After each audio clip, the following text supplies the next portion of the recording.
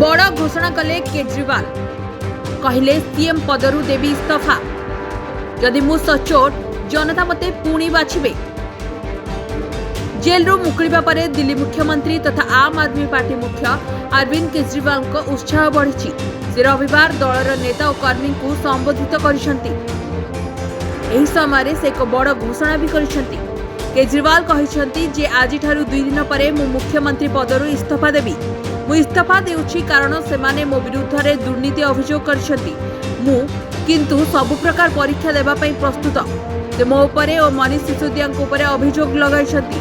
एले आज मु आपनको पचारिबाकू चाहूछि केजरीवाल सचोट कि बेईमान।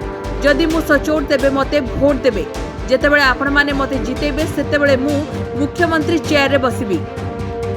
केजरीवाल कहिसेंती जे केवल आम आदमी पार्टी केही जणे मुख्यमंत्री हेबे। विधायक दलर बैठक में निष्पत्ति हेब। मु एवं मनीष सिसोदिया जनता अदालत को जाउछु।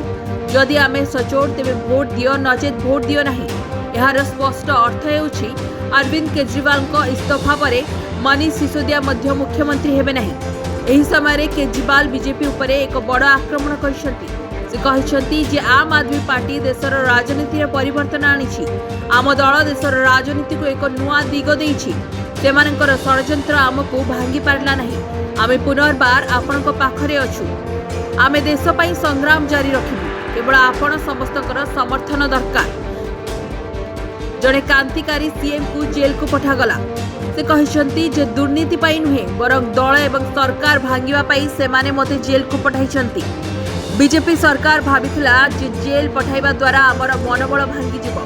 दिल्ली एवं पंजाब रे सरकार गठन करिवे। किंतु केजरीवाल किंबा आप विधायक एवं कर्मी मानक चट्टाण भली मनोबल भांगी नहीं। केजरीवाल कहिसेंती जे जदि सेमाने कहती जे मु काहेकि जेल रे इस्तीफा देली नहीं तेबे गणतंत्र को बचाइबा पई मु इस्तीफा देई नहीं। यह हेउची सेमानकर नूतन सूत्र। जेउठारे सेमानक सरकार गठन होई नहीं सेही स्थान रे मुख्यमंत्री को गिरफ्त कर सेही परी हेमंत सोरेन इस्तीफा देबा परे मध्य तांकु जेल रे रखा गला। निकट रे कोर्ट मध्य प्रश्न करिसेंती जे सरकार जेल रु काहेकि चली परिबो नहीं। मु समस्त मुख्यमंत्री को इस्तीफा न देबा को कहूची। आमे सेमानक सूत्र को मध्य विफल करूछु कारण आमे सचोट अटु। मु भगवान को धन्यवाद देउछि जहा द्वारा आमे बड़ा समस्या रु बाहरी आसीछु। केजरीवाल कहिसेंती जे जेल रे मते भाबिबा एवं अध्ययन करबा को बहुत समय मिलिथिला। मु जेल रे शहीद भगवत सिंह को डायरी पढ़िथिली। जेल रे गीता एवं रामायण भी पढ़िछि। जेल रु मु एलजी को एक चिठी लिखिथिली किंतु सही चिठी ताको पाखरे पहुंची नथिला। मु 15 अगस्त विषय एक चिठी लिखिथिली चाहूथिली जे अति सिंह को त्रिरंगा उत्तोलन करबा को अनुमति दिया जाऊ। एही चिठी विषय मते धमक दिया जाइथिला। मते धमक दिया जाइथिला जे मु मो परिवार को भेटिबा बंद करे। जेतेबेले संदीप पाठक जेल रे मते भेटिबा को आसीथिले सेतेबेले तांको सह पार्टी विषय मु आलोचना कली। एहा परे संदीप पाठक को कला तालिकाभुक्त करागला एवं मते पुनर्बार साक्षात करबा को अनुमति मिलिला नहीं। Bureau report rising Odisha.